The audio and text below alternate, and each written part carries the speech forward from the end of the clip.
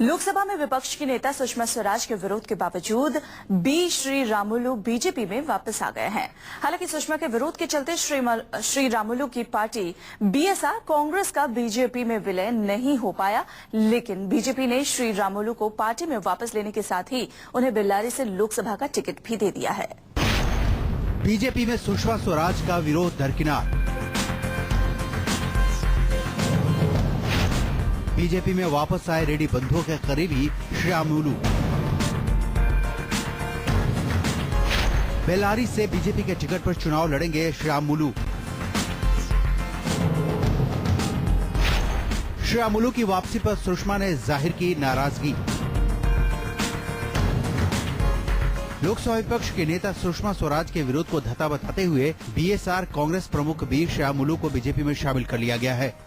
उधर बेंगलुरु में श्रीरामुलु की बीजेपी में ससमान वापसी हुई। इधर सुषमा ने सोशल नेटवर्किंग साइट ट्विटर पर एक बार फिर से अपनी नाराजगी का सार्वजनिक इजहार कर दिया। मैं बिल्कुल साफ कर देना चाहती हूं कि मेरे कड़े विरोध के बावजूद बी श्रीरामुलु को पार्टी में शामिल किया गया है।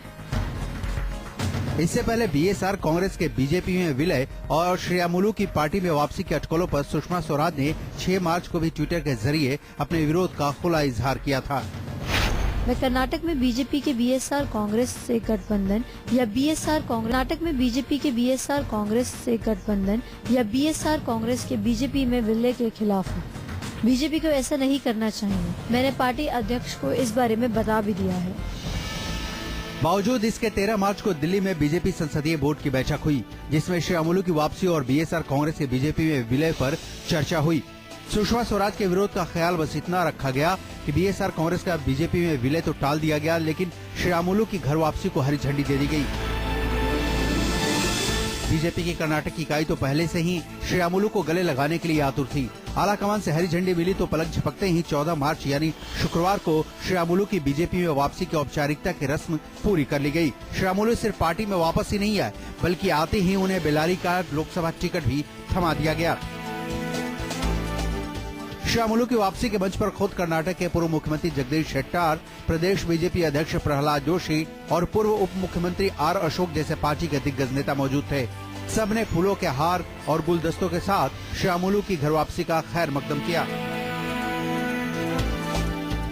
बीजेपी के प्रदेश अध्यक्ष प्रहलाद जोशी ने श्रीरामुलु को पार्टी में वापस आने पर उनका तहे दिल से स्वागत किया, तो श्रीरामुलु ने बीजेपी के प्रधानमंत्री उम्मीदवार नरेंद्र मोदी को एक सच्चा राष्ट्रभक्त करार देते हुए पार्टी के मिशन 2014 को कामयाब बनाने में जी जान से जुटने का ऐलान किया। श्रीरामुलु से पूछा गया कि जिस सुषमा स्वराज को वो कभी मां कहा करते थे, वही सुषमा उनकी बीजेपी में वापसी का विरोध कर रही हैं। इस पर बेल्लारी के रेड्डी बंधुओं के बेहद खास श्रीरामुलु ने आगे भी सुषमा को मां के तौर पर ही इज्जत देने की बात कही।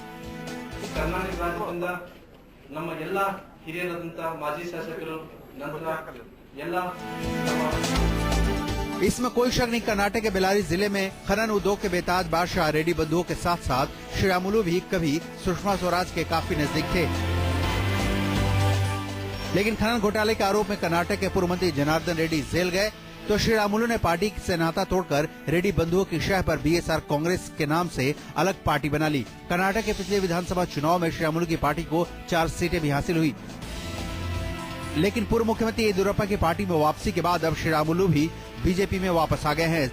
जाहिर है बीजेपी 2014 की रेस में सिर्फ जीतने वाले घोड़े पर ही दाव लगाना चाहती है, क्योंकि सवाल वोट बैंक का है। बताया जा रहा है कि श्रीरामुलु जिस नायक वाल्मीकि समुदाय से ताल्लुक रखते हैं, उस समुदाय का वोट कर्नाटक की कम से कम 6 से 7 लोकसभा सीटों के गणित को प्रभावित करने का मादा रखता है।